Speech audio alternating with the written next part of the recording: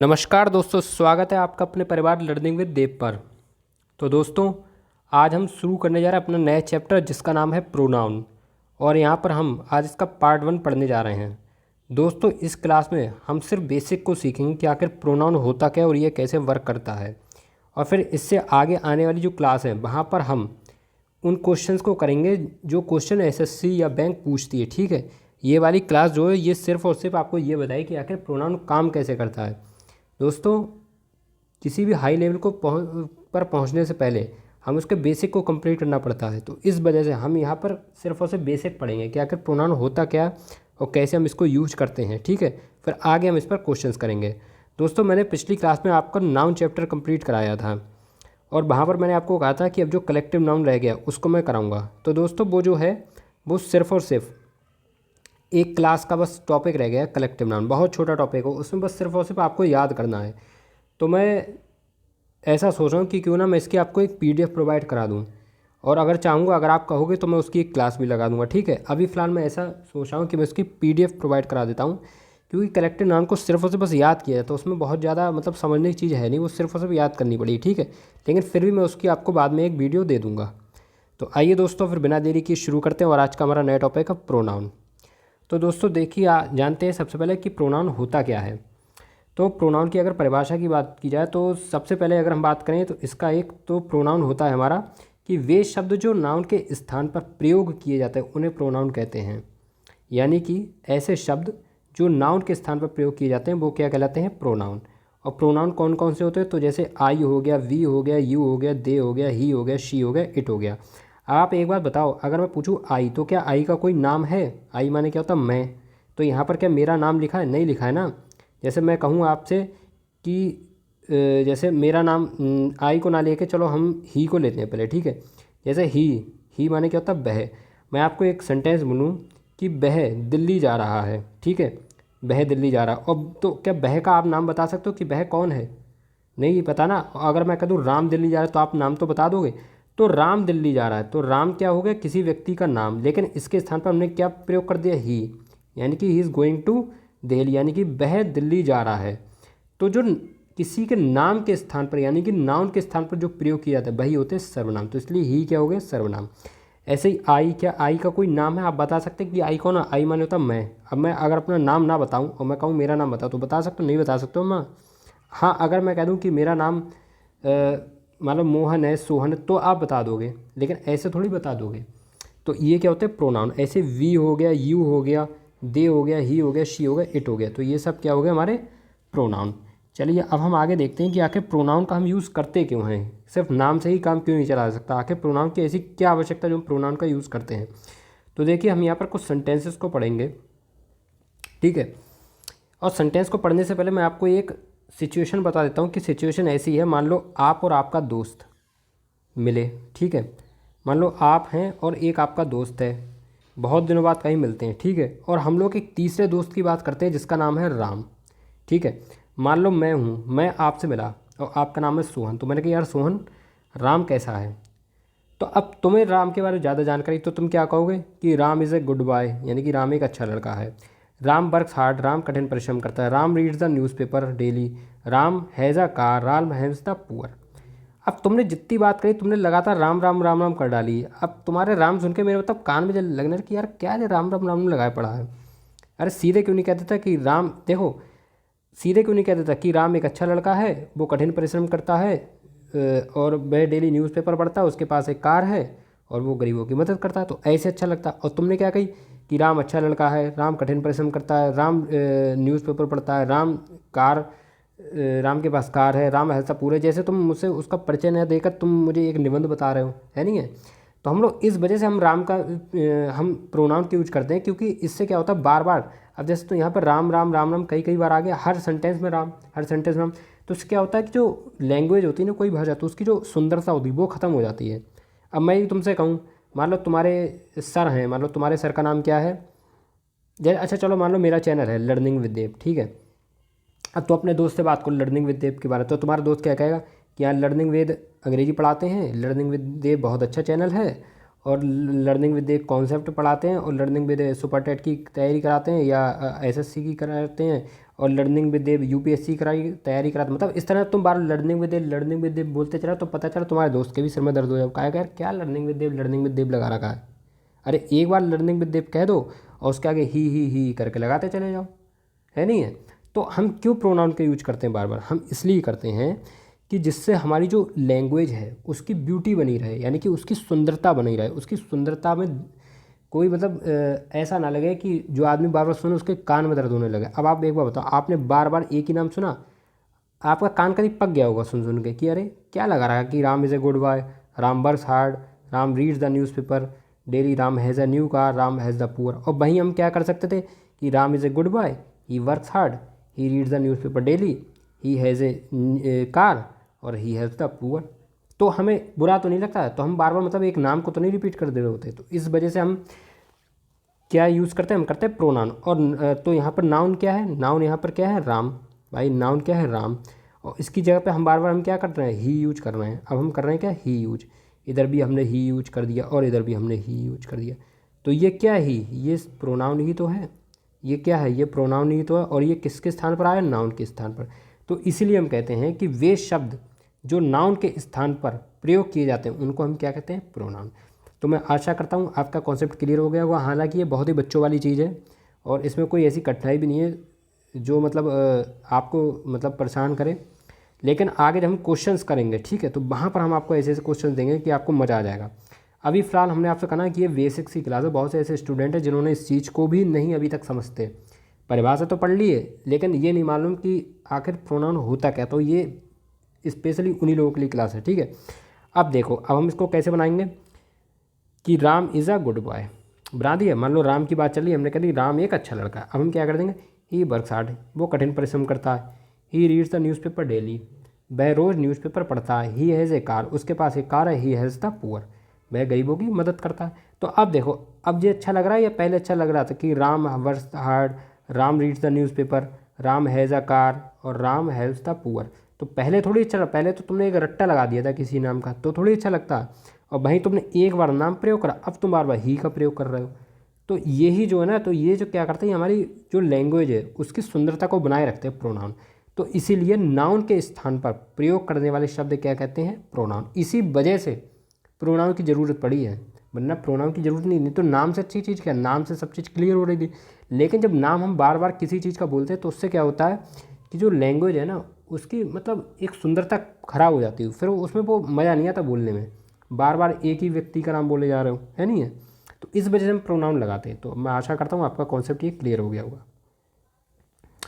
चलिए देखो, अब यहाँ से हमारी पढ़ाई शुरू होने वाली है, ठीक है। ये होते हैं हमारे प्रोनाउन के केस। ये हमारे क्या होता है? केस। देखो अभी तो मैं आपको सिर्फ ये दिखा रहा हूँ कि ये क्या है, इनका यूज आपको आगे चल के करना होगा। अभी आप इसको ध्यान से सुनना, ठीक है। सबसे पहला होता है सब्जेक्टिव केस। सब्जेक्टिव केस क्या होता है? जैसे मान लो राम है, ठीक है, राम है, राम कोई एक व्यक्ति है। मान लो मेरा ही नाम राम है, ठीक है, मेरा नाम राम है। तो जब मैं प्रोनाउन के यूज़ करूँगा और मैं एक सिंगल आदमी हूँ तो मैं अपने लिए क्या लगाऊंगा? आई, ठीक है। तो यानी कि जो सब्जेक्टिव केस होता है, वैसे तो राम अगर कोई और व्यक्ति तो इसका केस ही हो गया, तो ही बनेगा। लेकिन यहाँ पर क्या है, मैं अपने बारे में बात कर रहा हूँ, ठीक है। तो मेरा नाम राम है, तो राम का अगर मुझे सब्जेक्टिव केस रहा तो आई लगेगा। यानी कि सीधी सी बात ये है, सीधी सी बात ये है, जब भी कभी हम सब्जेक्ट के स्थान पर हम प्रोनाउन लगाएंगे, ठीक है, सब्जेक्ट ही, तो हम आई लगा सकते हैं, ठीक है। और क्या लगा सकते हैं? वी लगा सकते हैं। आई भी लगा सकते हैं, वी। अगर मान लो मेरे की बात हो रही है, अगर मेरे बारे में बात करी तो मैं आई लगाऊंगा। अगर हमारे बारे में बात हो रही है यानी कि मैं हूँ और मेरे साथ कुछ और लोग हैं, ठीक है, दो दो लोग कम से कम हैं, तो हम लगाएंगे, मतलब वी लगाएंगे, वी। और अगर हम किसी और के बारे में बात करें यानी तुम्हारे बारे में मत करें तो हम यू लगाएंगे, ठीक है। और किसी और के बारे में बात करें जो हमारे और तुम्हारे पास में नहीं है, किसी और के बारे में बात करें तो हम दे लगाएंगे, और दे लगाएंगे प्लूरल के साथ, ठीक है।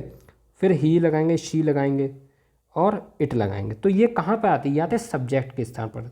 देखो ये तो सबको मालूम है, I we you they he she it की हिंदी, ठीक है। मेन चीज़ होती है आगे, यहाँ तक तो सबको मालूम कि ये सब्जेक्टिव केस है, आई वी भी सब्जेक्टिव केस है, यू भी, दे भी, ही भी, शी भी, इट भी। तो सीधी सी बात, हमारा जो डिसीजन, जो रिजल्ट है वो ये है कि जब भी कभी हमें सब्जेक्ट की ज़रूरत पड़ेगी, ठीक है, तो हम वहाँ पर आई लगा सकते हैं, वी लगा सकते हैं, यू लगा सकते हैं, दे लगा सकते हैं, ही लगाते हैं, सी लगा सकते हैं और इट लगा सकते हैं, इट लगा सकते हैं, ठीक। अच्छा, वहीं अगर हमें इसका ऑब्जेक्ट चाहिए होगा तो हम आई का ऑब्जेक्ट मी लगाएंगे, वी का ऑब्जेक्ट अस लगाएंगे, यू का यू लगाएंगे, दे का देम लगाएंगे। अभी मैं समझ सकता हूँ, हो सकता है आपको दिक्कत हो रही होगी, लेकिन अभी बस आप इस चीज़ को सिर्फ देखिए। अगर आपको नहीं भी समझ में आ रहा तो भी आप बस सिर्फ सुनिए, ठीक है। जब हम क्वेश्चंस करेंगे तो ये अपने आप आपको टेबल याद हो जाएगी, इस बात की गारंटी मैं लूँगा, ठीक है। ही का क्या लगाएंगे, हिम, शी का हर लगाएंगे, इट का इट लगाएंगे। ये होगा इसका ऑब्जेक्टिव केस। अब पजेसिव एडजेक्टिव देखो, यहाँ तक चीज़ है सरल, ये चीज़ तो इजी में आती है, इजी। ये तो अगर मैं आपको ना भी बताता ना तो भी आप समझ जाओगे। मज़ा कहाँ से आता है, यहाँ से और यहाँ से। एग्जामिनर जो क्वेश्चन पता कहाँ से देता है सबसे ज़्यादा, वो क्वेश्चन एक तो यहाँ से देगा पजेसिव एडजेक्टिव से और पजेसिव प्रोनाउन से, यहाँ से क्वेश्चन देगा। और मैं भी आपको इसी क्वेश्चन से सबसे ज़्यादा प्रैक्टिस कराऊंगा, ठीक है। तो आप बेफिक्र रहिए, हम पढ़ेंगे अपना वही एसएससी वाला, टेंशन मत लीजिए। ये तो बस आपको बेसिक सिखाया जा रहा है। अब देखो पजेसिव एडजेक्टिव क्या होता है, मैंने आपको पहले भी बताया था, मैंने अभी आपको काफ़ी चैप्टर करा दिए। पजेसिव की मैंने आपको हिंदी बताई, पजेसिव माने होता है अपना। यहाँ मानी एक मतलब एक रिलेशन होता है, रिलेशन मतलब किसी चीज़ का किसी चीज़ से रिलेशन। जैसे मैं कहूँ कि मेरा भाई, मेरा भाई, तो मेरे की हिंदी क्या हुई, माई, मेरे की हिंदी माई हो गई। और भाई की, सॉरी, मेरे की अंग्रेजी क्या होगी, माई, और भाई की क्या हो गई, ब्रदर। तो मैं क्या कहूँगा, मेरा ब्रदर, यानी कि मेरा भाई। तो माई ब्रदर हो गया, नहीं हो गया, माई ब्रदर। ऐसे ही our brother, your brother, their brother, ठीक है। और आपका क्या हो गया, और आपका हो गया देयर ब्रदर, ठीक है। हिज ब्रदर हो गया, हर ब्रदर हो गया, इट ब्रदर हो गया। क्या कभी ही ब्रदर सुना है, नहीं सुना है यार। कभी दे ब्रदर सुना है, नहीं सुना है। क्या कभी दैम ब्रदर सुना है, नहीं सुना है। क्या कभी यू ब्रदर सुना है, नहीं सुना है। तो मैं आपको क्या कहना चाह रहा हूँ, मैं ये कहना चाह रहा हूँ कि जब भी आपको ये पजेसिव वाले, पजेसिव एडजेक्टिव वाले जब भी आपको केस आएंगे तो इसके आगे हमेशा आपको नाउन मिलेगी। इस चीज़ को आप अपनी कॉपी पे नोट कर लेना, ठीक है। इसके आगे हमेशा नाउन आएगी। अगर माई आएगा ना तो माई के आगे हमेशा कुछ ना कुछ दिया ज़रूर होगा। मेरा, भाई कौन मेरा, अरे कोई तो मेरा होगा, मेरा भाई होगा, मेरी बहन होगी, मेरे पिताजी होंगे, मेरी माताजी होंगी, मेरे बाबा होंगे, हैं, मैं, और मेरा घर होगा, मेरी किताब होगी, मेरी कॉपी होगी, कुछ तो होगा मेरा। तो माई के आगे, तो जब भी आपको जो पजेसिव एडजेक्टिव वाले केस दिखे जैसे माई, तो इसके आगे हमेशा एक नाउन होगा। इस चीज़ को आप याद रखो, एग्जाम में यहीं भी तो क्वेश्चन करता है, वो यहीं पे तो लाता है प्रॉब्लम्स क्वेश्चंस में। अब जैसे क्या आ गया, माई आ गया, ठीक है, माई आ गया, तो आपको याद रखना कि माई के आगे हमेशा कोई ना कोई नाउन जरूर दिया होगा। अगर नाउन ना दिया हो तो वहीं पे गलती होगी। माई कभी अकेला नहीं आएगा, माई के आगे हमेशा नाउन होगा। ऐसे ही आवर आएगा तो ओवर के आगे भी हमेशा नाउन आएगा, ठीक है। पॉइंट यहाँ से है पढ़ना। योर आएगा, योर के आगे भी हमेशा नाउन होगा। जैसे योर ब्रदर हो सकता है, योर बुक हो सकता है, योर पेन हो सकता है, कुछ भी हो सकता है। योर कभी सिंगल नहीं आएगा, योर के आगे कुछ ना कुछ होगा ज़रूर। इस चीज़ को याद रखना है। देयर के साथ भी कुछ ना कुछ आएगा, नाउन आएगा। हिज के साथ भी नाउन आएगा। ऐसे ही हमारा हर के साथ भी नाउन आएगा और इट्स के साथ में भी नाउन आएगा। इस चीज़ को आपको याद रखना है, ठीक है। इट्स के साथ भी नाउन आएगा। अब ये क्या आ गया, पजेसिव प्रोनाउन। बताएं कन्फ्यूज़न कहाँ पर होता है, पजेसिव एडजेक्टिव पजेसिव प्रोनाउन में, ठीक है। अब जैसे माइन है, जो माई कर रहा है काम वही माइन कर रहा है। माइन का अर्थ पता क्या होता है, माइन का अर्थ होता है माई प्लस नाउन। इस चीज़ को आप याद रखो, माई प्लस नाउन। यानी कि अगर माई बुक है तो हम इसकी जगह अगर माई बुक ना लिखना चाहे तो हम माइन लिख सकते हैं, दिस बुक इज़ माइन। जैसे हम कहें कि दिस इज़ माई बुक, हम एक सेंटेंस बोलते हैं दिस इज़ माई बुक, तो हम ऐसा भी बोल सकते हैं कि दिस बुक इज़ माइन। यानी कि देखो अभी आपको नहीं समझ में आ रहा होगा, मैं आपको बता रहा हूँ, अभी मैं आपको एग्जाम्पल आगे कराऊंगा, ठीक है। आप समझ सकते हैं, अभी बस आप मेरी बात को सुनिए। अगर हम सीधी सी आपको एक बात कहें, एक, चलो हम आपको ज़्यादा डीप में अभी नहीं लेके चलते हैं, डीप में हम आपको आगे लेके चलेंगे क्वेश्चंस में। मैंने अभी आपको देखो एक बात रिपीट करूंगा, माई के आगे मैंने आपको क्या बताएगा, नाउन बताएगा। ओवर के आगे क्या आएगा, नाउन। योर के आगे नाउन। देयर के आगे नाउन। हिज के आगे नाउन। हर के आगे नाउन। ये कभी सिंगल नहीं आएंगे। और ऐसे नीचे भी है, इट है, इट्स है, ठीक है। तो ये कभी सिंगल नहीं आएंगे, इनके आगे हमेशा नाउन जरूर आएगा। और ऐसे ये माइन है, तो इनके आगे अगर कहीं नाउन आ जाए तुरंत काट देना, यहीं पे ही क्वेश्चन आता है, ठीक है। एसएससी में क्या होता है, यही तरह का एग्जामिनर क्या करता है, वो माइन के आगे आपको कुछ ना कुछ लगा करके दे देगा। जैसे मैंने कहा माई ब्रदर होता है, माई कभी सिंगल नहीं आता, और एग्जामिनर क्या कर देगा, आपको माइन ब्रदर देगा, आप तुरंत वहाँ पर काट देना, क्योंकि माइन सिंगल ही आएगा। ऐसे ही आवर्स भी सिंगल आएगा, आवर्स, योर्स भी सिंगल आएगा, देयर्स भी सिंगल आएगा, और ऐसे ही आपका हिज, हिज देखो हिज वाले में कुछ भी हो सकता है, ठीक है। हिज वाला तो देखो सेम रहेगा, हिज वाला इसलिए सेम रहेगा क्योंकि हिज का जो पजेसिव प्रोनाउन होता है वो भी हिज ही होता है। तो हिज में तो आ भी सकता, नहीं भी आ सकता। हिज में तो आपको डरने की ज़रूरत भी नहीं है, अगर आ जाए तब भी सही है, और अगर ना आए तो भी ठीक है। अगर आ जाए तो भी सही है, और अगर ना आए तो भी ठीक है।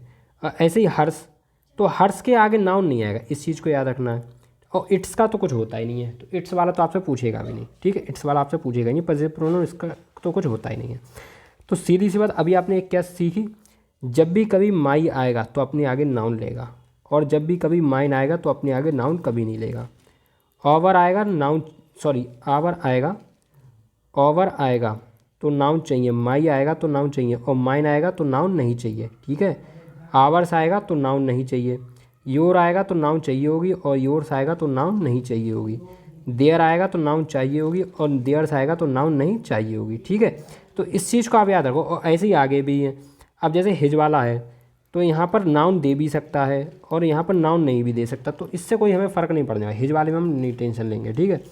चाहे नाउन दी हो चाहे ना दी हो, वो हमारा गलत नहीं होगा। हाँ, हर आएगा तो नाउन दी होगी, और हर्ष आएगा तो नाउन नहीं होनी चाहिए, ठीक है। हर्ष के साथ में नाउन नहीं लगेगी। ऐसे ही इट्स के आगे नाउन तो लग जाएगी, लेकिन इसका खैर ये वाला इधर वाला केस ही नहीं, तो इधर तो हमें टेंशन लेनी जरूरत है। इधर तो नो है, इधर तो है ही नहीं। तो बस अभी आप इतना ध्यान रखिए कि जो पजेसिव एडजेक्टिव और पजेसिव प्रोनाउन में क्या अंतर है, कि पजेसिव एडजेक्टिव जहाँ जहाँ होंगे वहाँ इनके साथ में नाउन लगेगी, और पजेसिव प्रोनाउन जहाँ जहाँ होंगे वहाँ इनके साथ कोई नाउन नहीं लगेगी। और क्वेश्चन यहाँ से बनता है हर साल। अब देखिए, अब हम पहले क्या पढ़ रहे हैं, हम पढ़ रहे हैं स्ट्रक्चर ऑफ सेंटेंस, यानी कि जो सेंटेंस का स्ट्रक्चर है वो क्या होता है। तो होता क्या सेंटेंस का स्ट्रक्चर, कि हमें जो वर्ब होती है ना, इस देखो बहुत छोटी सी बात है लेकिन है बहुत काम की। तो जो वर्ब होती है, वर्ब से पहले हमेशा क्या आता है, सब्जेक्ट, और वर्ब के बाद में क्या आता है, ऑब्जेक्ट। बच्चों वाली चीज़ है लेकिन इसका यूज हम आगे आपको बताएंगे। हमेशा ध्यान रखना सेंटेंस का स्ट्रक्चर कैसा होता है, subject plus verb plus object. ऐसे भी क्वेश्चन पूछे जाते हैं, और ये लगातार पूछा, हर परीक्षा में पूछे जाते हैं। एसएससी के देख लो, हर साल इस टाइप का क्वेश्चन पूछा, तो इसको हल्के में लेने की जरूरत नहीं है। अभी आप क्वेश्चन देखना, जब हम मैं आपको बड़े बड़े कराएंगे तब आप देखेंगे, तब आप खुद कहेंगे कि हाँ सर वास्तव में आप सही कह रहे थे। वर्ब से पहले क्या आएगा, सब्जेक्ट, और वर्ब के बाद में क्या आएगा, ऑब्जेक्ट। हमेशा से जानते हैं। चलो आगे बढ़ते हैं। अब देखो यहाँ से हमारी पढ़ाई शुरू हो जाती है, ठीक है। यहाँ से हमारी पढ़ाई शुरू हो जाती है। बेसिक हमने पढ़ चुके हैं, अब हमारी पढ़ाई शुरू हो गई। अब इस चीज़ को ध्यान रखना, सब्जेक्टिव केस अभी मैंने आपको क्या बताया था, अभी मैंने आपको क्या बताया, सेंटेंस का स्ट्रक्चर, वर्ब होगी, वर्ब के बाद में ऑब्जेक्ट, और वर्ब से पहले सब्जेक्ट। अभी हम क्या पढ़ रहे हैं, सब्जेक्टिव केस। तो सब्जेक्टिव केस यानी कि वर्ब से पहले क्या होगा, सब्जेक्टिव केस तो आएगा। अब हम एक सेंटेंस देखते हैं। ये हमने आपको 3 सेंटेंस दिए, पहला सेंटेंस देखते हैं। पहला सेंटेंस हम पढ़ते हैं यहाँ से, आर कुकिंग द फूड, और इससे पहले हमें कुछ लगाना है, दे लगाएं, दैम लगाएं, देर लगाएं। सोच के बताइए। देखिए, आर क्या है, वर्ब, और कुकिंग भी क्या है, वर्ब। तो यानी कि ये तो हमारी वर्ब हो गई, ये होगी हमारी हेल्पिंग वर्ब, ये हो गई हमारी मेन वर्ब। आगे हम आपको बताएंगे हेल्पिंग और मेन वर्ब क्या होती है। अभी आप बस इतना जानो कि यहाँ तक तो हमारी वर्ब है, ठीक है। और ये हो गया हमारा, वर्ब के बाद में क्या आता था, ऑब्जेक्ट आता था। तो वर्ब से पहले क्या आएगा, सब्जेक्ट आएगा। अब बताइए इनमें सब्जेक्ट कौन सा है, दे सब्जेक्ट होता है, या दैम होता है, या देयर होता है। तो अभी आपने टेबल पढ़ी थी, जरा टेबल में देखना, दे दैम और देयर क्या होते हैं। हमें क्या लगाना, अभी सब्जेक्ट लगाना, हमें लगाना क्या, सब्जेक्ट। अब देखो टेबल पे जाओ, टेबल पे क्या लिखा था, सब्जेक्टिव केस में आओ, तो सब्जेक्ट तो दे होता है ना, और हमें क्या चाहिए था, सब्जेक्टिव केस। तो यानी कि हमारा वहाँ राइट आंसर दे होगा। और एक कौन सा ऑप्शन दिया था, दैम भी दिया था, तो दैम तो ऑब्जेक्टिव केस होता, तो ये तो आएगा नहीं वहाँ पर। और देयर पजेसिव होता, देयर के साथ में हम कुछ ना कुछ लगाते हैं, तो देयर भी नहीं आएगा। तो आएगा क्या, दे। हालांकि छोटी चीज़ है, मैं जानता हूँ आप ऐसे ही कर चुके होंगे, अभी तक आपने आंसर दे दिया होगा, लेकिन फिर भी अभी बताना जरूरी है। आपको ये पता होना चाहिए कि बहुत से ऐसे स्टूडेंट हैं जो टेबल का यूज़ अभी नहीं समझ रहे हैं। तो उन्हें पता होना चाहिए कि टेबल को किस तरह से हम याद करें, ठीक है। तो मैंने क्या आपको बताया, वर्ब के बाद में ऑब्जेक्ट, तो वर्ब से पहले सब्जेक्ट। तो देम क्या होता है, ऑब्जेक्टिव केस, ये तो होगा नहीं। देयर क्या होता है, पजेसिव एडजेक्टिव, ये तो होगा नहीं। तो होगा क्या, राइट आंसर दे, क्योंकि दे क्या होता है, सब्जेक्टिव केस। तो हमारा राइट आंसर क्या बना, they are cooking the food. इस टाइप के भी क्वेश्चन पूछे जाते हैं एसएससी एमटीएस में, इस टाइप के। और एमटीएस का पेपर भी जल्द आने ही वाला है, अप्रैल में लगभग आपका पेपर होगा। तो आप लगातार कंसंट्रेशन के साथ बनाए रखिए और तैयारी करते रहिए, ठीक है। मैं आपका सारा सिलेबस करा दूंगा बहुत आराम से, इस बात की आपको टेंशन नहीं लेने की ज़रूरत है। हालांकि अभी बीच में अभी काफ़ी गैप हो गया था, लगभग 2 महीने का गैप हो गया और मैं 2 महीने बाद वीडियो डाल रहा हूँ, तो उसके लिए मैं आपसे सॉरी कहता हूँ। कुछ ऐसी मुझे एक मतलब आवश्यकता हो गई थी, ज़रूरत पड़ गई थी, जिस वजह से मैं आपको वीडियो नहीं डाल पाया, तो उसके लिए से मैं आपको माफ़ी चाहूँगा। लेकिन अब आगे हम अपना कंटिन्यू सेशन करेंगे और बहुत ही फटाक से, बहुत ही स्पीड से अपना सिलेबस कंप्लीट करेंगे। और मैंने आपसे वोकैब का वादा किया है, मैं आपको इस तरीके से वोकैब पढ़ा दूंगा कि क्लास में अगर आपको ना याद हो जाए तो आप मेरे चैनल को अनसब्सक्राइब कर देना, ठीक है। फिलहाल देरी ना करते हुए हम सीधे सीधे क्लास पर अपने चलते हैं। तो क्वेश्चन हमारा क्या कह रहा था, अभी हमने क्या पढ़ा था कि वर्ब के बाद में ऑब्जेक्ट, वर्ब से पहले सब्जेक्ट। तो सब्जेक्टिव केस हमारा क्या था, दे। तो राइट आंसर हमारा क्या बना था, they are cooking the food. अब चलिए अगला पॉइंट हम देखते हैं। अगला पॉइंट हमारा क्या है, यहाँ से पढ़ेंगे, एम गोइंग टू मार्केट, ठीक है। ये क्या है, हमारी वर्ब। कहाँ तक, एम गोइंग क्या है, वर्ब, और टू मार्केट ये हमारा क्या हो गया, ऑब्जेक्ट। टू तो हो गया इन्फिनिटिव, ये तो हम आपको बाद में बताएंगे टू क्या होता है, ठीक है। तो वो तो हम आपको बाद में यूज़ बताएंगे कि टू क्या होता है, ठीक है। वैसे तो इन्फिनिटिव है यहाँ पर। खैर, वर्ब क्या है, आर एम गोइंग, तो वर्ब के बाद में ऑब्जेक्ट, वर्ब से पहले सब्जेक्ट। अब बताओ मी क्या था, मी तो ऑब्जेक्ट था, ये तो होगा नहीं। माई क्या था, माई पजेसिव एडजेक्ट था, और माई अपने साथ में कुछ लेता भी है, तो यहाँ पर तो एम है, तो माई तो वैसे भी नहीं आना है। माई तो तब आता जब माई ब्रदर होता, माई फादर होता, तब तो हम कर सकते थे कि my father is going to market, my mother is going to market. लेकिन माई तो आएगा नहीं, माई तो पजेसिव एडजेक्टिव होता, और माई होता पजेसिव, और इसके साथ में कुछ ना कुछ होना चाहिए, नाउन। तो आगे नाउन तो है नहीं, तो ये तो होगा नहीं। तो होगा क्या, हमारा राइट आंसर आई। तो राइट आंसर क्या बना, I am going to market, और आई क्या है, इसका सब्जेक्टिव केस। चलिए अगला क्वेश्चन हमारा क्या है, हैव अ बुक। तो देखो हैव क्या है, वर्ब, और इसके आगे क्या है, ऑब्जेक्टिव। हैव क्या है, वर्ब, और आगे क्या है, ऑब्जेक्ट। पहले कौन सा होता है, सब्जेक्टिव केस। अब बताओ यू होगा या योर होगा। तो देखो योर क्या है, योर होता पजेसिव, और पजेसिव के साथ में कुछ ना कुछ आता, मैंने अभी आपको बताया था। ये अपने साथ में हमेशा नाउन लेता। मैंने कहा था ना कि योर कभी अकेला नहीं आया, your brother, your father, your book, और ऐसे ही my brother, my father, my book, और their father, their mother, their book, है नहीं है। तो ये तो अपने साथ में कुछ ना कुछ लेते हैं, तो ये तो होने वाले नहीं, तो होंगे क्या, राइट आंसर सीधा यू। यू क्या, सब्जेक्टिव केस भी होता है, ऑब्जेक्टिव केस भी होता है। यू मैंने आपको बताया था कि यू जो होता है ये तो सब्जेक्टिव केस भी होता है और यही ऑब्जेक्टिव केस भी होता है। लेकिन यहाँ पर तो ये सब्जेक्टिव है ना, क्योंकि ये वर्ब से पहले आ रहा तो सब्जेक्टिव केस, और वर्ब के बाद में आता तो ऑब्जेक्टिव केस होता। तो राइट आंसर क्या बना, यू हैव ए बुक। तो मैं आशा करता हूँ आपको बहुत अच्छे से क्वेश्चन समझ में आए होंगे। हालांकि ये अभी बहुत ही बेसिक सी चीज़ें हैं, और कभी कभार इस टाइप के भी क्वेश्चन पूछे जाते हैं, और एसएससी एमटीएस में आज भी इस लेवल के क्वेश्चन पूछे जा रहे हैं। तो चलिए अब हम आगे पढ़ते हैं अपना क्या, ऑब्जेक्टिव केस। एक बार मैं फिर से आपको स्ट्रक्चर रिपीट कराऊंगा। हमने स्ट्रक्चर क्या पढ़ा था, सब्जेक्ट के बाद में क्या आती है, वर्ब, और वर्ब के बाद में क्या आता है, ऑब्जेक्ट, ठीक है।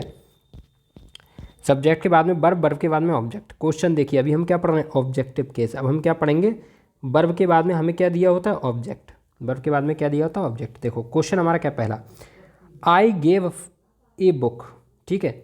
आई गेव ए बुक, अब हमें लगाना है इसमें से। अब एक बार बताओ, ही लगा सकते हैं भाई, ही तो सब्जेक्टिव केस था, हमने पढ़ा था ना अभी। देखो एक बार और टेबल को देख लेते हैं। ही हमारा क्या था, देखो ध्यान से देखो, ही हमारा क्या था, जिस सब्जेक्टिव केस है ना, ही तो हमारा सब्जेक्टिव केस था, और हमें क्या चाहिए, ऑब्जेक्टिव केस। तो ही का ऑब्जेक्टिव केस क्या होता है, हिम होता है ना। और हिज क्या होता है, पजेसिव केस। हिज क्या होता है, पजेसिव एडजेक्टिव। तो अब हम अपने क्वेश्चन की तरफ बढ़ते हैं। ये हमारा क्वेश्चन क्या है, I gave him a book. देखो आई क्या हो गया, सब्जेक्ट। भाई वर्ब कहाँ है, वर्ब तो गेव है ना, और गेव से पहले, वर्ब से पहले क्या होता है, सब्जेक्ट। तो वर्ब के बाद में क्या होगा, ऑब्जेक्ट। तो ऑब्जेक्टिव केस हम क्या लेंगे, क्या ही लेंगे, नहीं लेंगे ना, ही तो हमारा सब्जेक्टिव केस होता है। क्या हिज लेंगे? हिज भी नहीं लेंगे। क्यों? क्योंकि हिज तो हमारा पजेसिव एडजेक्टिव होता है। तो हमें लेना क्या है? ले तो मतलब हमें ऑब्जेक्टिव केस है, तो ऑब्जेक्ट क्या हुआ? हिम। तो इस वजह से हमारा राइट आंसर क्या बना? I gave him a book. हालांकि अब ये चीज़ें बहुत आपको सरल लग रही होंगी, लेकिन जब हम बड़े बड़े क्वेश्चंस को देखेंगे ना, तब आपको इन चीज़ों में थोड़ी सी प्रॉब्लम हो सकती है। तो इस वजह से मैं आपको ये बेसिक आपके इतने क्लियर करते चल रहा हूँ कि जब कितना भी बड़ा क्वेश्चन क्यों आ जाए, आपको जरा सी प्रॉब्लम नहीं होगी। बस ये आपका बेसिक बस आप मजबूत कर लो। बस यही क्लास है बेसिक की। इसके आगे तो हम फिर अपना लेवल बढ़ा ही देंगे। इसके आगे हम सीधे सीधे क्वेश्चंस पे आ रहे होंगे, ठीक है। अब देखो हम अगला क्वेश्चन देखते हैं। क्वेश्चन हमारा अगला क्या है? She loves. अब आगे हमें लगाना है केस।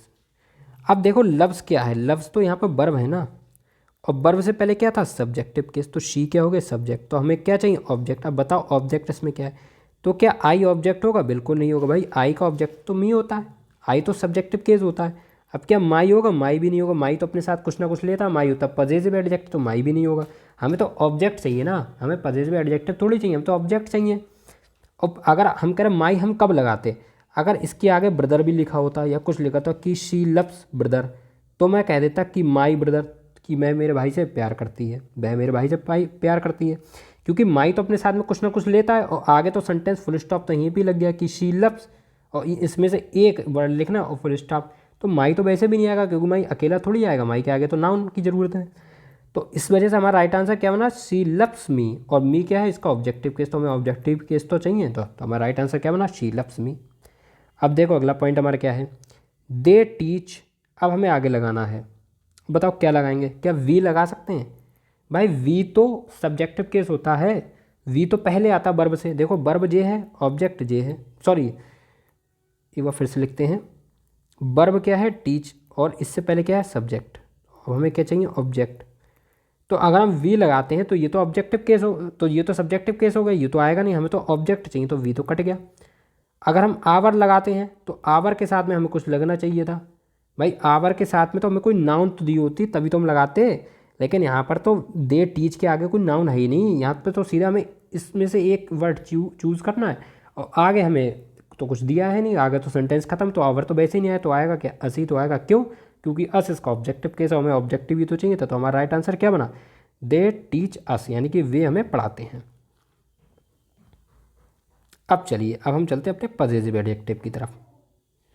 अब देखो पजेसिव एडजेक्टिव, अभी मैंने आपको बताया था कि ये जो होते हैं अपने साथ में नाउन लेते हैं और एडजेक्टिव का नाम काम करते हैं। कौन कौन से थे पजेसिव एडजेक्टिव? वो ही थे, जैसे हमारा माई था, और हमारा आवर था, हिज था, हर था, देयर था, ठीक है, और योर था, और इट्स था। तो ये सारे यही तो थे हमारे तो पजेसिव एडजेक्टिव। तो मैंने अभी आपको बताया था नहीं कि माई के साथ में हमेशा ब्रदर आएगा, बुक आएगा, पेंसिल आएगा। ऐसे ही ओवर के साथ में भी बुक, पेंसिल आएगा। मतलब इन सब के साथ में कुछ ना कुछ नाउन जरूर आएगा। अगर नाउन नहीं आएगा तो जो वहीं गलत हो जाएंगे। तो हमें इनका नाउन चाहिए होगा, ठीक है। तो इसकी फ़िलहाल अभी हम क्या पढ़ते हैं? इसका परिचय क्या है इसका? कि ये अपने साथ में नाउन लेते हैं और एडजेक्टिव का कार्य करते हैं। इस चीज़ को आप लोग याद रखना, एडजेक्टिव का कार्य करता है। वो मैं आपको बताऊँगा कैसे एडजेक्टिव का कार्य करते हैं, ठीक है। ये मैं आपको बताऊँगा। चलो पहला क्वेश्चन हम पढ़ते हैं। Ram is fill in the blanks friend, यानी कि राम मित्र है। अब बताओ क्या मैं जे लगा दूँ? मी। भाई मी क्या है? मी तो ऑब्जेक्टिव केस है ना, और यहाँ पर क्या दिया है? नाउन। जब नाउन दिया होता है तो मैंने आपको क्या बताया था कि पजेसिव एडजेक्टिव आता है। भाई नाउन मैंने आपको बताया नहीं था कि जो ये तो ऑब्जेक्टिव केस है, तो इसके साथ में कोई नाउन की थोड़ी ज़रूरत है। भाई यहाँ पर कोई नाउन तो नहीं चाहिए। हमें क्या चाहिए? हमें यहाँ पर आगे क्या दिया? नाउन दिया। और नाउन जब आता है तो इससे पहले क्या आता है? हमेशा इसका पजेसिव आता है, नहीं आता है। अब एक बार बताओ, क्या आई आ सकता है? आई भी नहीं आया। क्यों? आई तो सब्जेक्टिव केस होगा, और सब्जेक्ट तो राम है। क्या माइन आ सकता है? अब देखो खेल पता कहाँ पे होता? खेल होता पजेसिव प्रोनाउन और माइन में। देखो माइन अगर आता तो माइन के आगे कोई नाउन नहीं होता। सेंटेंस में क्या नाउन है? हाँ नाउन फ्रेंड है। नाउन कौन सी? नाउन है फ्रेंड। तो जब फ्रेंड तो क्या आएगा? माई। तो राम इज़ माई फ्रेंड। अभी मैंने आपको बताया था कि पजेसिव एडजेक्टिव होते हैं जब अपने साथ में नाउन लेते हैं। अब देखो मी के साथ में तो फ्रेंड कभी सुना नहीं होगा कि Ram is me friend, Ram मुझे दोस्त है। राम मुझे दोस्त क्या होता है? राम मेरा दोस्त हो सकता है, राम मुझे दोस्त थोड़ी हो सकता। तो राम इज़ मी फ्रेंड तो होगा नहीं, तो क्या होगा? राम इज़ माई फ्रेंड, या राम इज़ हिज फ्रेंड, कुछ भी हो सकता है। लेकिन मी तो नहीं होगा। मी नहीं होगा। क्यों नहीं होगा? क्योंकि राम इज़ मी फ्रेंड थोड़ी, सब तो ऑब्जेक्ट हो गया। ऑब्जेक्टिव केस तो वो तो हमें लगा नहीं रहे हैं। अब हम क्या लगा रहे हैं, राम इज़ माई फ्रेंड, तो हम माई फ्रेंड हो सकता है क्योंकि माई के साथ में नाउन आएगा, तो यहाँ पर तो नाउन दिया फ्रेंड, बिल्कुल सही है।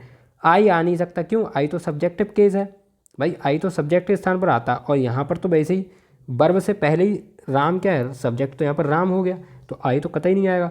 अब बच्चा क्या, माइन, तो माइन क्यों नहीं आएगा, माइन इसलिए नहीं आएगा क्योंकि यहाँ पर फ्रेंड पहले ही से दिया, क्योंकि माइन अपने साथ में नाउन लेता नहीं है, और फ्रेंड क्या है, नाउन, तो जब नाउन है तो माइन नहीं आएगा, तो क्या आएगा, राम इज़ माई फ्रेंड।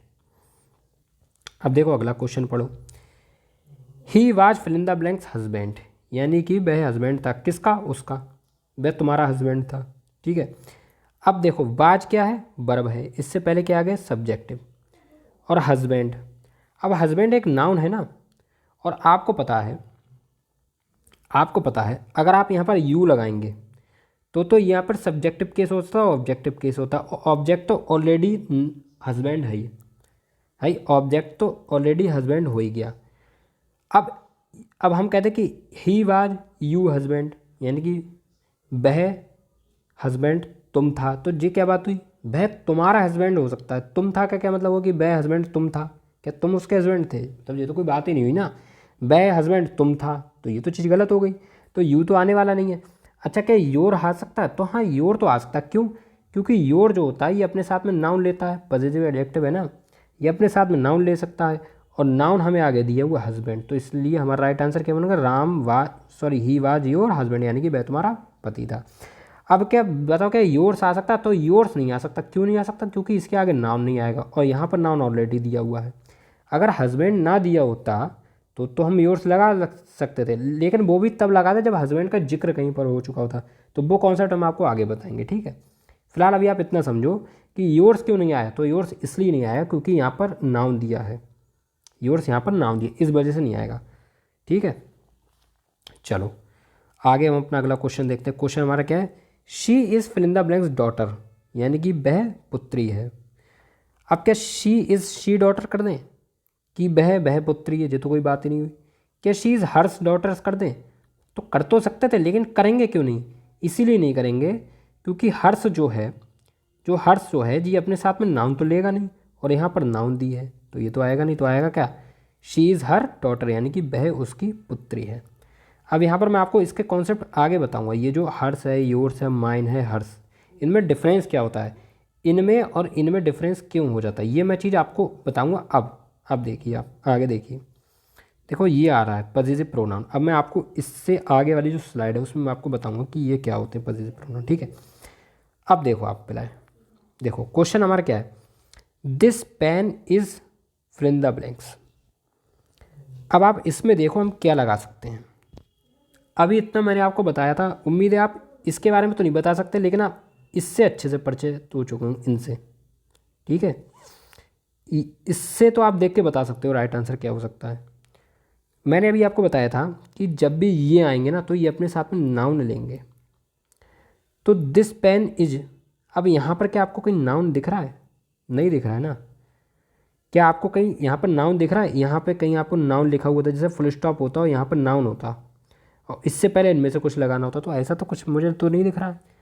तो योर कभी अकेला तो आएगा नहीं, योर के साथ में कुछ ना कुछ होना चाहिए था, तो जब कुछ है नहीं तो योर कट जाएगा, तो क्या आ जाएगा, योर्स। अभी आप ऐसे समझ लो, बाकी मैं योर्स बताऊँ कि योर्स क्यों आ रहा है। तो वैसे तो योर्स इसलिए आ रहा है क्योंकि यहाँ पर जो है कोई नाउन तो दिया नहीं है, मैंने अभी आपको बताया था ना कि योर्स वहाँ आएगा जहाँ पर नाउन ना दिया हो, तो क्या यहाँ पर कहीं पर आपको कोई नाउन वाउन दिख रही है, दिस पेन इज, इसके बाद में कोई नाउन है नहीं है ना, तो हमारा योर्स आ जाए, तो योर्स हमारा हो जाएगा सही। तो राइट आंसर बना दिस पेन इज योर्स, यानी कि यह जो पेन है वो तुम्हारा है। अब अगला क्वेश्चन देखो, दैट पेन इज, यानी कि वह पेन है।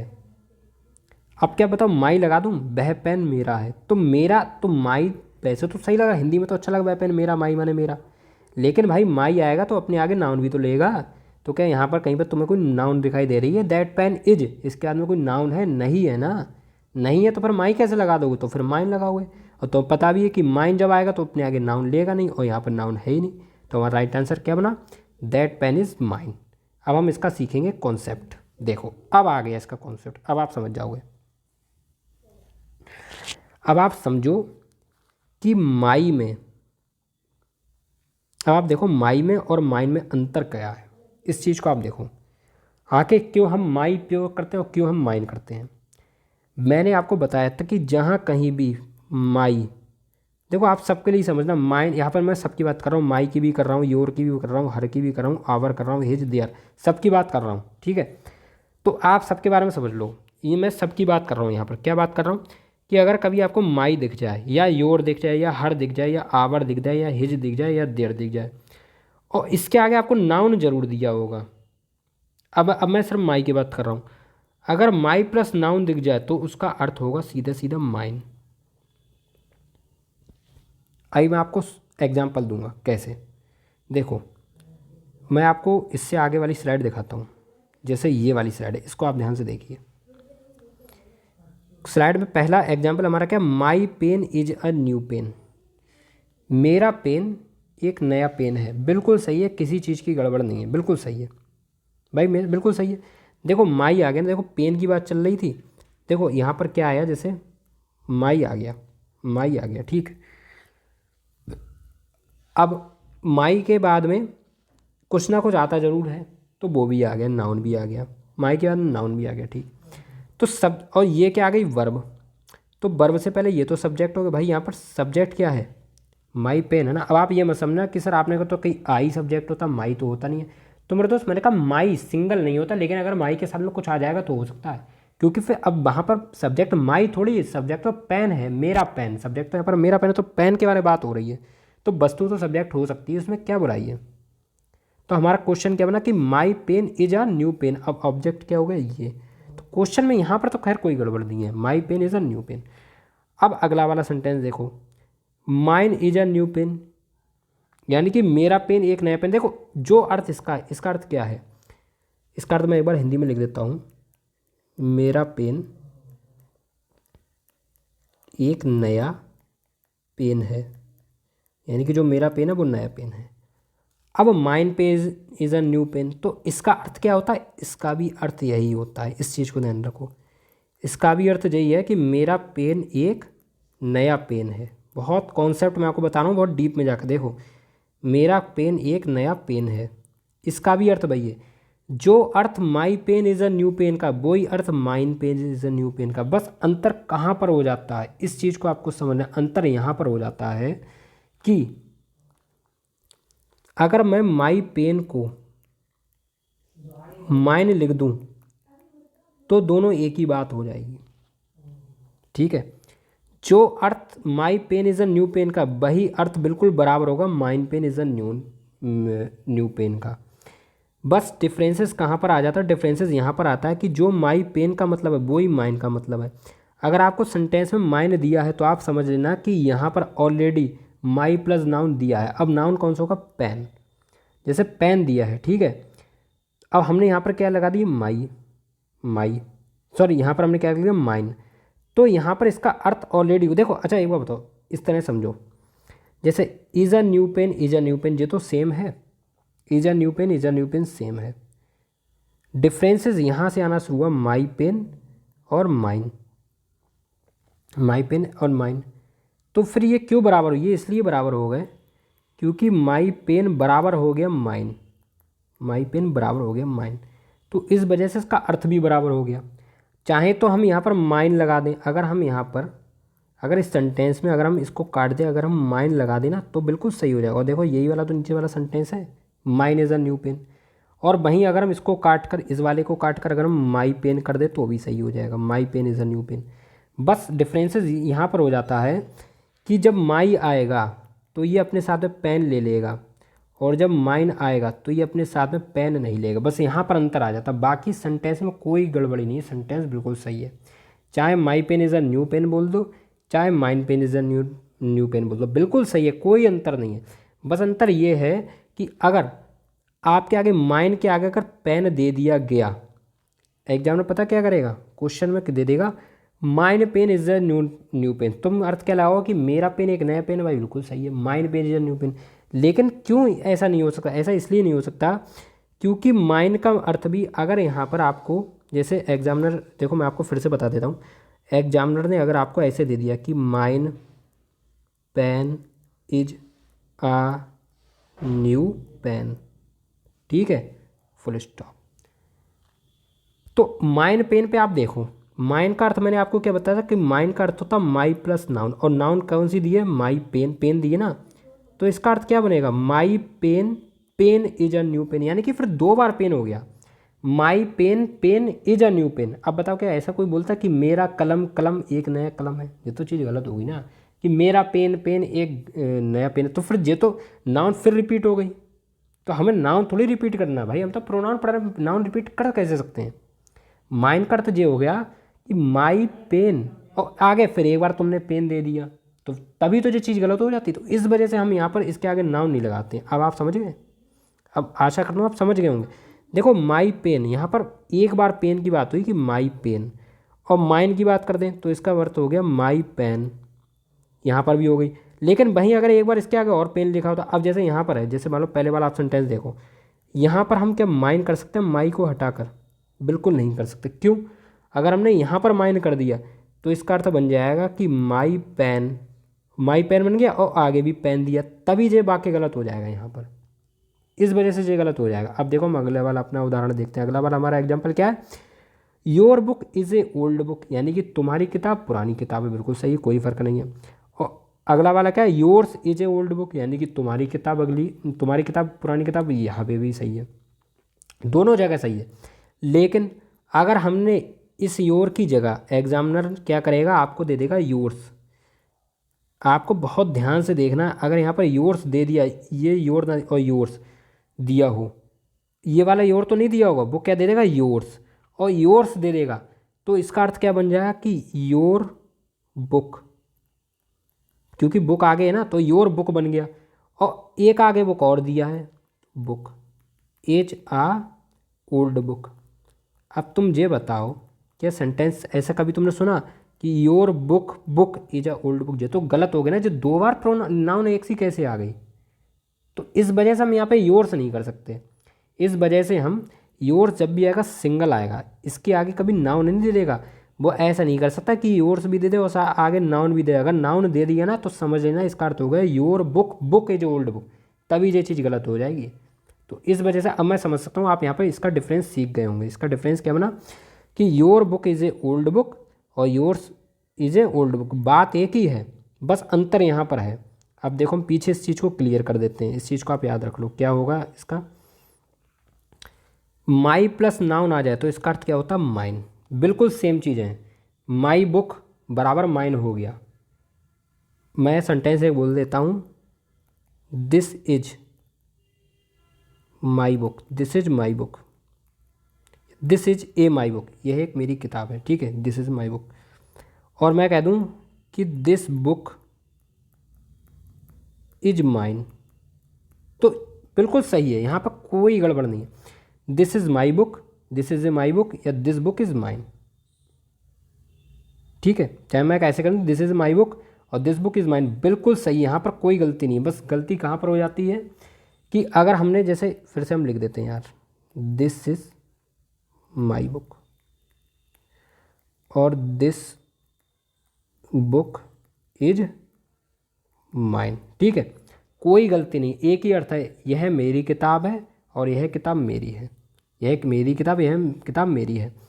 अगर उसने माइन के आगे में बुक लगा दिया कि this book is mine book, तो इसका अर्थ हो जाएगा कि this book is my book और फिर बुक, तो ये चीज़ यहीं पे गलत हो जाती है, ये चीज़ यहीं पे गलत हो जाती है। और ऐसे क्या है, अगर केवल केवल लिखा है दिस बुक इज माइन, तो इसका अर्थ हो गया कि this book is my book, तो यहाँ पर कोई टेंशन नहीं भाई, यहाँ पर कोई टेंशन नहीं है। तो हमें क्या देखना है कि जो माइन आएगा जी अपने आगे नाउन नहीं लेगा, आवर्स आएगा ये अपने आगे नाउन नहीं लेगा, हिज आएगा ये अपने आगे, हिज वाला कोई बात नहीं, हिज वाला ले भी सकता नहीं भी ले सकता, हिज को छोड़ दो, हिज वाला को छोड़ दो। योर्स होगा तो ये अपने आगे नाउन नहीं लेगा, हर्ष होगा ये अपने आगे नाउन नहीं लेगा, देयर्स होगा ये अपने आगे नाउन नहीं लेगा, और वहीं हर होगा तो ये अपने आगे नाउन लेगा, देयर होगा तो नाउन लेगा, आवर होगा तो नाउन लेगा, माई होगा तो नाउन लेगा, योर होगा तो नाउन लेगा। अब मैं आशा करता हूँ आप इस चीज़ को अच्छे समझ चुके होंगे। एक बार मैं आपको फिर से रिमाइंड करा देता हूँ, यहाँ से एक बार मैं आपको फिर से रिमाइंड कराना चाहता हूँ। क्या, देखो जो आज हमने बहुत इंपॉर्टेंट कॉन्सेप्ट पढ़ लिया और इस कॉन्सेप्ट का प्रयोग अब हम पूरे चैप्टर में करेंगे। इस वाले कॉन्सेप्ट में मैं आपसे गारंटी से कह देता हूँ SSC CHSL CAGL और MTS में ऐसा कभी नहीं हुआ कि इस कॉन्सेप्ट पे क्वेश्चन आए ना हो। हर साल कितने पेपर हो जाते हैं, एक दिन में 3 पेपर होते हैं, लगभग 40-45 पेपर होते हैं एक 15-20 दिन में। तो आप मान के चलो कम से कम 150 क्वेश्चन इसी कॉन्सेप्ट से आ जाते हैं, कम से कम 150 क्वेश्चन। मैं आपसे कहता हूँ किसी भी एग्जाम में अगर प्रोनाउन से देगा क्वेश्चन तो यहाँ से ज़रूर देगा, पजेसिव प्रोनाउन और पजेसिव एडजेक्टिव यहीं से देगा। वो आपको जो आई भी यू मी जो तो बहुत कम पूछ सकता है, लेकिन ज़्यादा नहीं, मेन चीज़ यहीं से पूछी जाएगी। तो अभी मैंने आपको आज क्या पढ़ाया था कि माई जब भी आएगा अपने साथ में नाउन लेगा, ओवर क्या आएगा नाउन लेगा, योर क्या आएगा नाउन लेगा, देयर आएगा नाउन लेगा, हिज आएगा नाउन लेगा, हर आएगा नाउन लेगा, ऐसे इट्स आएगा इट आएगा वो भी नाउन लेगा। और माइन आएगा तो नाउन नहीं लेगा, आवर्स आएगा तो नाउन नहीं लेगा, योर्स आएगा तो नाउन नहीं लेगा, देयर्स आएगा तो नाउन नहीं लेगा। तो इसी तरह से जो भी होंगे आगे वो सब नाउन नहीं लेंगे, ठीक है। तो अब मैं आशा करता हूँ आपको क्लास पसंद आई होगी, और अगर ना भी पसंद आई हो तो अभी टेंशन आपको लेने की ज़रूरत नहीं है। अभी मैं इस पर अब मैं आपको क्वेश्चंस कराऊंगा, ठीक है। इसकी मैं आपको बहुत ही बेहतरीन प्रैक्टिस कराने जा रहा हूँ, टेंशन आपको लेने की ज़रूरत नहीं है। हमारा समय वैसे ही बहुत ख़राब हो चुका है, लगभग 2 महीने में आपको कोई वीडियो नहीं दे पाए, इसका मुझे बहुत ज़्यादा अफसोस है। इसके लिए मैं आपसे क्षमा मांगता हूँ, लेकिन आप चिंता मत कीजिए, मैं आपका सिलेबस बहुत स्पीड से कराऊंगा। अभी SSC MTS वाला जो पेपर है, SSC MTS वाला जो पेपर है उसमें ज़्यादा दिन नहीं है, ठीक है। ज़्यादा क्या, लगभग देखा जाए फिर भी मतलब लगभग कम से कम कुछ नहीं तो आज यहाँ पर 10 तारीख तो हो चुकी है, 10 मार्च है आज। ये मैं 10 मार्च को वीडियो बना रहा हूँ, हो सकता है मैं कल आपको अपलोड कर दूँगा, 11 मार्च तक कर दूँगा, तो या हो सकता है आज ही कर दूँगा, देख लूँगा आज शाम तक कर दूँगा या कल कर दूँगा फ़िलहाल। तो अभी यहाँ पर 10 मार्च है और ये महीना आपका लगभग है 31 मार्च का महीना है, ठीक है। तो 21 दिन इधर हो गए और लगभग 20 दिन आप लगभग उधर मान के चलो, कम से कम 20 दिन मान के चलो, 41 डेज़। लेकिन मैं आपको बताऊं कि आपका जो एग्ज़ाम है मुझे कम से कम ऐसा लग रहा है कि इससे ज़्यादा ही जाएगा, लगभग 45 डेज़ आप मान के चलो। लेकिन मैं आपका जो सिलेबस है मैं बहुत जल्दी करा दूँगा, बहुत जल्दी। देखो हमने बहुत कुछ पढ़ लिया, नाउन हम पढ़ चुके, ठीक, नाउन हम पढ़ चुके, सब्जेक्ट वर्ब एग्रीमेंट हम पढ़ चुके, कंजंक्शन हम पढ़ चुके, प्रेपोजिशन कितना बड़ा चैप्टर है वो हम पढ़ चुके, ठीक है। बहुत से मतलब ऐसे चैप्टर हैं, कंडीशन सेंटेंस देखो हम पढ़ चुके, प्रोनाउन अभी हम पढ़ ही रहे हैं। प्रोनाउन हमारा ज़्यादा नहीं, मुश्किल से 4-5 लेक्चर का है, प्रोनाउन हम पढ़ लेंगे। इसके बाद हम शुरू कर देंगे अपना, या तो वर्ब उधर कर देंगे या हम इधर एडजेक्टिव है, एडवर्ब है, ये वाले चैप्टर हम शुरू कर देंगे। तो हम आपका सिलेबस बहुत स्पीड से कराते चलेंगे, ठीक है। वो कैब की आप टेंशन ना लेना, वो कैब हम आपकी बहुत ज़बरदस्त तरीके से, जोरदार तरीके से कराएंगे, भले ही हमें चाहे मैराथन क्यों ना करानी पड़े। SSC MTS में आपको मालूम होगा पैटर्न एकदम चेंज हो चुका है। अब जो भी पैटर्न रह गया वो केवल GS और इंग्लिश पर डिपेंड हो गया। तो यहाँ पर आपकी इंग्लिश बहुत इंपॉर्टेंट हो चुकी है, और मैं आपसे दावे से कह सकता हूँ अगर आप इस चैनल पर कंटिन्यू बने रहे, ठीक है, कंटिन्यू बने रहे तो 25 क्वेश्चन तो आने ही वाले हैं। और मैं गारंटी लेता हूँ अगर आपने लगातार मेरे साथ मिलकर मेहनत की तो आप इसमें 22+ नंबर ला सकते हैं, बहुत आराम से ले आएंगे। 20 तो बहुत आराम से ही ले आएंगे, 20 की तो चिंता, 20 छोड़ दो, 22+ का टारगेट बना के चलो, बहुत आराम से आप 22 बनाएंगे। क्योंकि अब जो कंपटीशन है वो सिर्फ और सिर्फ इंग्लिश पर डिपेंड हो गया। GS सबको मालूम है कैसी आती है, GS सबको मालूम है किस तरह से आती है, इसलिए टोटल अब जो कंपटीशन रह गया वो सिर्फ और सिर्फ इंग्लिश पे है। तो इसलिए मेरे भाई इंग्लिश पे लग जाना, इंग्लिश की टेंशन मत लो, तुम्हारा भाई तुम्हारी नैया पार लगा देगा, ठीक है। तो ठीक है दोस्तों, विदा लेते हैं और मिलते हैं अगले नेक्स्ट क्लास में। तब तक के लिए नमस्कार, जय हिंद, वंदे मातरम। और मैं आपसे बस इतना कहना चाहूँगा कि आप इस क्लास का रिवीजन जरूर कर लेना, ठीक है। अगर वीडियो पसंद आई तो प्लीज़ वीडियो को लाइक करना, चैनल को सब्सक्राइब करना और बेल आइकन को प्रेस करना। तो ठीक है दोस्तों, मिलते हैं अगले नेक्स्ट वीडियो में।